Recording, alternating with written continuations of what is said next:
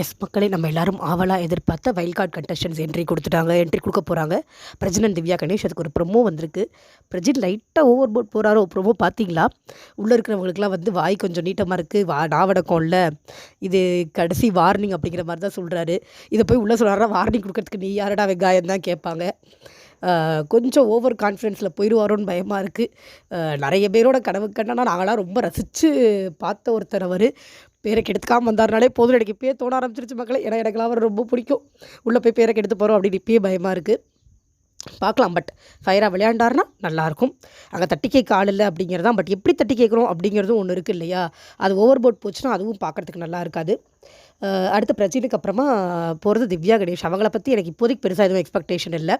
உள்ளே இருக்கிறவங்கலாம் பல முகம் வச்சு விளையாடுறாங்க. எனக்கு சிங்கிள் முகம் தான் நல்லா விளையாடுவேன் அப்படின்னு அவங்களே அவங்கள பற்றி பெருமையாக பேசிக்கிறாங்க. பட் உங்களுக்கு எத்தனை முகம் இருக்குது, என்ன இருக்குது அப்படிங்கிறதுலாம் நம்ம உள்ளே போய் பார்த்தால்தான் தெரியும். பார்க்கலாம் திவ்யா கணேஷ் எப்படி விளையாடுறாங்க அப்படின்னு. ஸோ இவங்க 2 பேருக்கு தான் ப்ரொமோ வந்திருக்கு. இது வரைக்கும் வைல்ட் கார்டு என்ட்ரிக்கு எந்த சீசன்லேயும் ப்ரொமோ வந்த மாதிரி எனக்கு ஞாபகம் இல்லை. உங்கள் யாருக்காவது ஏதாவது தெரிஞ்சதுன்னா சொல்லுங்கள், இதுக்கு முன்னாடி ப்ரொமோ போட்டிருக்காங்களான்னு. இதான் முதல் தடவை ஒரு ப்ரொமோவில் வைல்ட் கார்டு கண்டஸ்டன்ஸ் அவங்கள இன்ட்ரோ கொடுத்துட்டு உள்ளே போகிறது. எப்போ போகிறாங்க, எப்படி போகிறாங்கன்னு எனக்கு ஒன்றும் தெரில. அதை பற்றின அப்டேட் ஏதாவது இருந்ததுன்னா நான் கண்டிப்பாக சொல்கிறேன். இவங்க 2 பேரோட இன்ட்ரோவுமே வந்து திவ்யா கணேஷோட நார்மலாக இருக்குது. பிரஜினோடது கொஞ்சம் ஓவர் போட், ஒரு ஸ்லைட்டாக ஒரு லைனை கிராஸ் பண்ணி போகிற மாதிரி தான் இருக்குது. எனக்கு தனிப்பட்ட முறையில் இது என்னோட கருத்து. பட் ஃபயராக விளையாண்டார் அப்படின்னா நல்லாயிருக்கும். வெறும் வார்த்தையில் காட்டாமல் வார்னிங் கொடுக்கறதுக்கு இவர் யாரும் இல்லை. இவரும் ஒரு கண்டஸ்டன்ட், இவர் ஹோஸ்ட் இல்லை அப்படிங்கிறத புரிஞ்சுக்கிட்டு ப்ராப்பராக விளையாண்டாருன்னா நல்லாயிருக்கும். இவரும் விஜே, உள்ளுக்குள்ளே பார்வதியும் விஜே. அந்த விஜே கிளாஷ் வருமா அப்படிங்கிறதும் நம்மளுக்கு தெரியல. பார்க்கலாம். கொடுக்க வேண்டிய விதத்தில் கொடுத்தா தான் நல்லாயிருக்கும். வேறு விதத்தில் கொடுத்தாலும் பார்க்க நல்லா இருக்காது.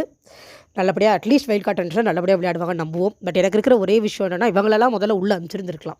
கொஞ்சம் நல்ல கண்டஸ்டன்ஸ் உள்ளே போனாங்க, நம்மளுக்கு ஒரு திருப்தி இருந்திருக்கும். ஃபஸ்ட்டு கண்டஸ்டண்ட்டாக இவங்கள மாதிரி யாராவது உள்ளே போயிருந்தாங்க, ஏன் உள்ளே இருக்கிறவங்களே போனவரை தவிர வேறு யார் போயிருந்தாலும் நம்மளுக்கு அது கொஞ்சம் நல்லா தான் இருந்திருக்கும்.